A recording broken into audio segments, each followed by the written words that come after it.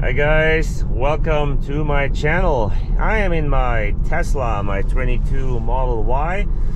The back seat, I have my winter wheels. I see wheels because already the tires mounted on the wheels just for the winter, because it is almost mid-November. Well, it is mid-November and the snow is around the corner. The mountains are already white on the top. Currently the Tesla is driving itself on full self-drive, so that is always good. And where are we headed? Well, I just told you, we'll go to the tire place, and on the way there I have to talk about Tesla. And I'm not a huge fan of those real talk videos and talking about things that go smooth or don't go smooth. By the way, smooth, man, although a full self-drive takes it easy this morning. It's going slow and I have it on chill, maybe that's why. But sometimes you gotta talk, and there are things that are right and there are things that are not right. You just have to call it the way it is.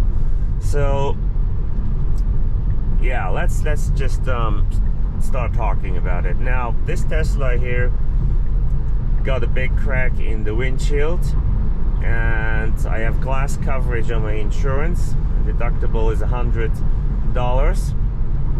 So I decided to go to Tesla, to the local service center, to have my windshield replaced, right?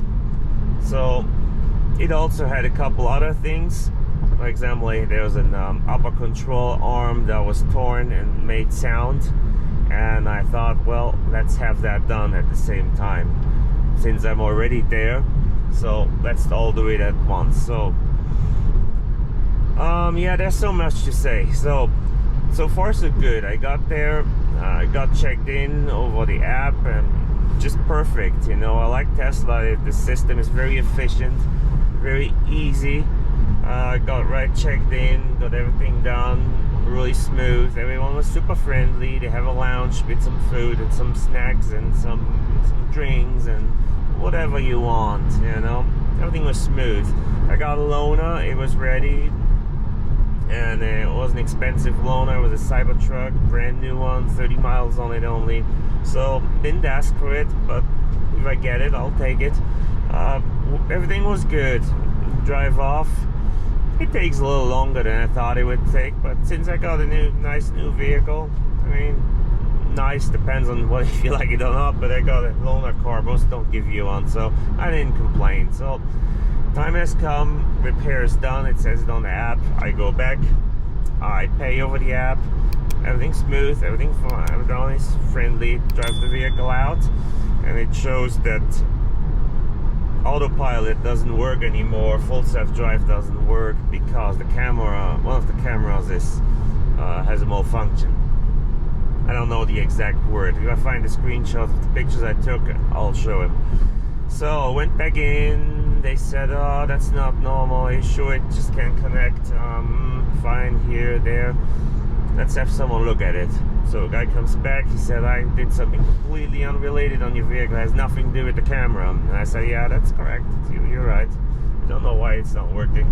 So he takes this box here off, where this camera is, and checks everything, and looks up the camera in service mode. You can test all the cameras, and this one didn't respond. Restarted, didn't respond. So short story, that camera here, the interior camera, had to be replaced. They did it on their cost. Great, I didn't complain. Things happen, and I was fine. So get in my vehicle, drive home, check the app, and the app couldn't connect to the vehicle. So, no, that's wrong. The app did connect to the vehicle, but the app said mobile access disabled. It disabled it for the climate controls. I couldn't activate a seat or turn the heat on. It disabled it to change the charge limit. It disabled it to summon the vehicle. It disabled it to view the dash cam footage that was already saved. It disabled it to watch the live images of Sentry. All premium connectivity, some of it, all stuff that I paid for. Nothing worked. It said mobile access disabled. What does that tell you? It's disabled. So I sent them a message. They say, oh, we'll check here. Everything looks fine. Sorry, we don't know what it is. Is it not your phone? I said, no. She says, on Monday, stop by. We'll fix it for you. It won't be a big deal. So I thought. So Monday, I was there first one in the morning, 8 o'clock. I stood there from 8 o'clock till I believe it was 10:30. Now, 2.5 hours. And they had me go through everything on my phone. Update the Apple software on my phone. If you have an iPhone, you know what I mean. They had me delete my Tesla app, reinstall it on my phone, go through all my settings. Everyone else went through all my settings. I was told it's probably your phone that doesn't work. It's probably your phone that can't connect. I mean, it was embarrassing. Every time another customer came, they had to stand on the side and they looked at me like I'm some complainer.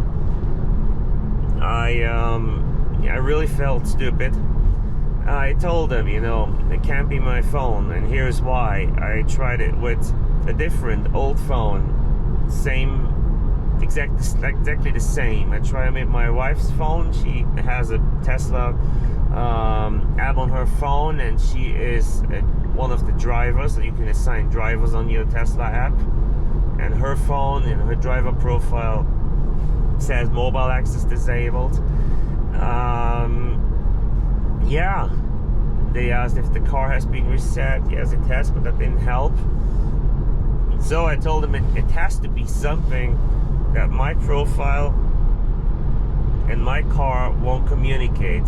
Something got disabled, you know.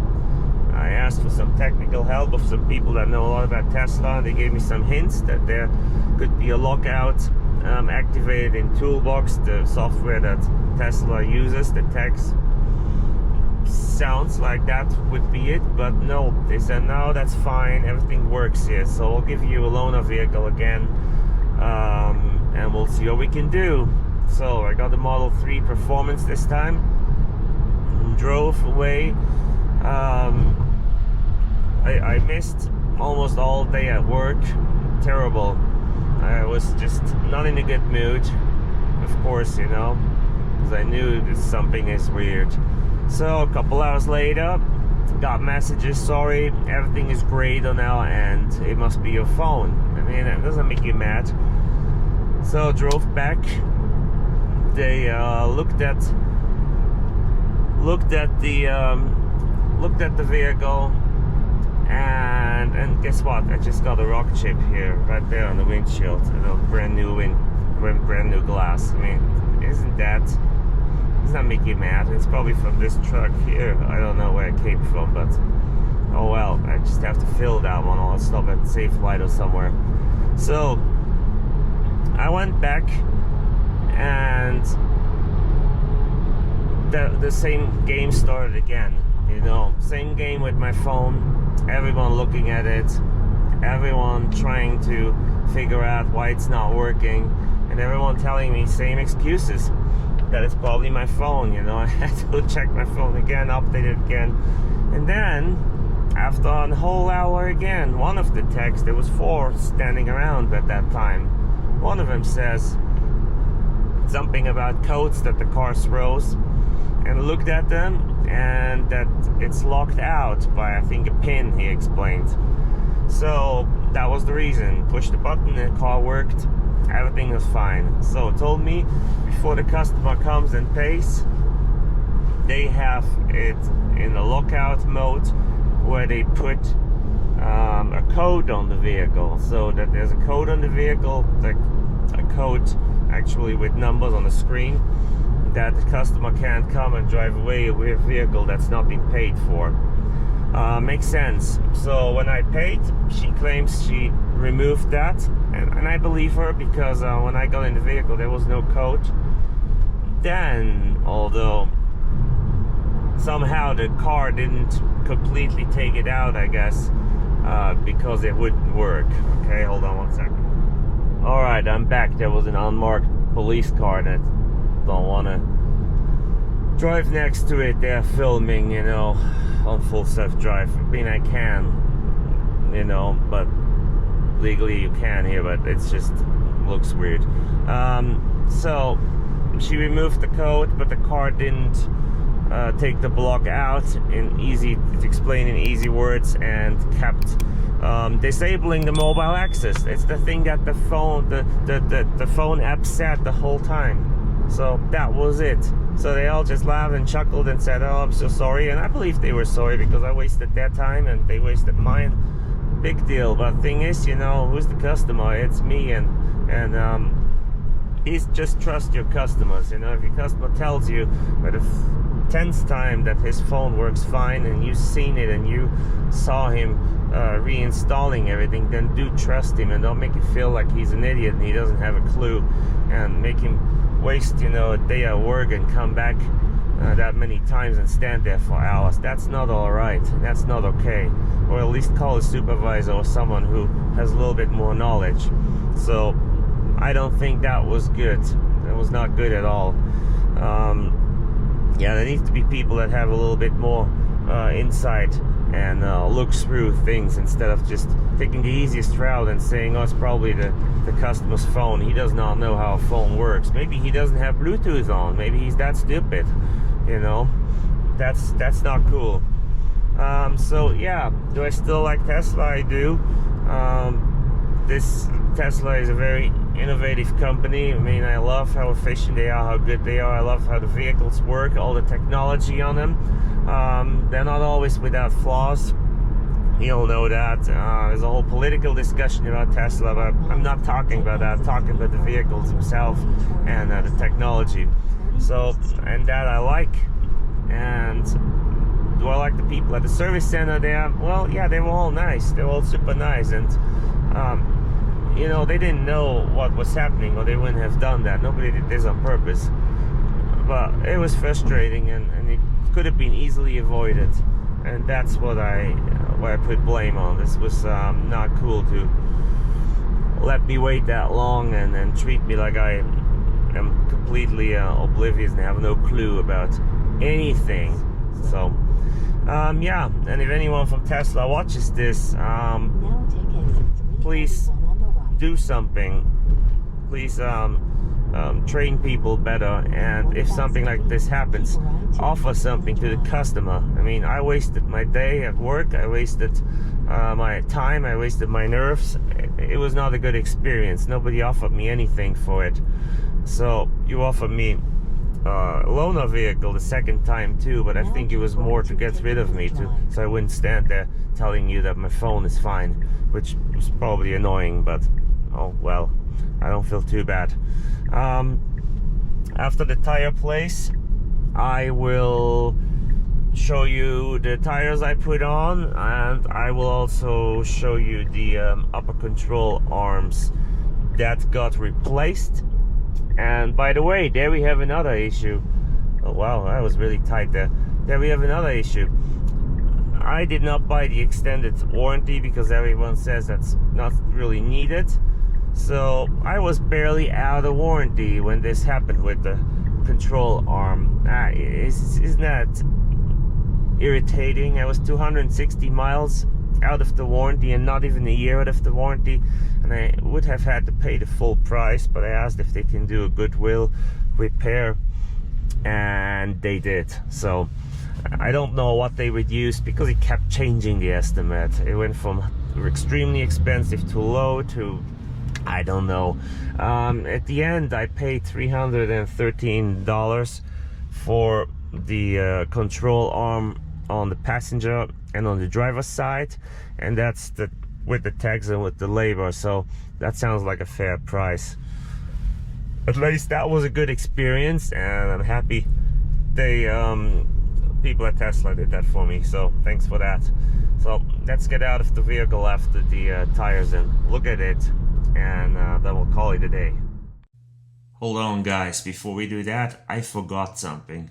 Look at this picture here I took. When I got my car back the very first time, I went down the parking lot, and the plastic, you know, by the wheel well there was just loose, and see those push pins that are missing? So 3 of them were missing. I believe it is 3. At least maybe just those 2. Now I'm all confused. It's been a while since that happened. I'm editing the video now. So let's say 2. Give him that. Let's say 2 of the push pins were missing. So I went back in and I said to the woman sitting there, 2 push pins are missing. And I was expecting her to call one of the techs and then put one in. So she typed it in her computer. It took me a while. It took them a while, not me, sorry. And then the guy comes and he had a handful of push pins. And so he just, hands me the push pins, a handful of them, said take them all. And off he goes. I mean, it's kind of humorous, but that's not good service, you know. He should have come out, put him in and say, I'm sorry we forgot that, you know, apologize, have a good day. That's how you handle this. Okay, back to the video. All done. I pulled over at the church parking lot here real quick.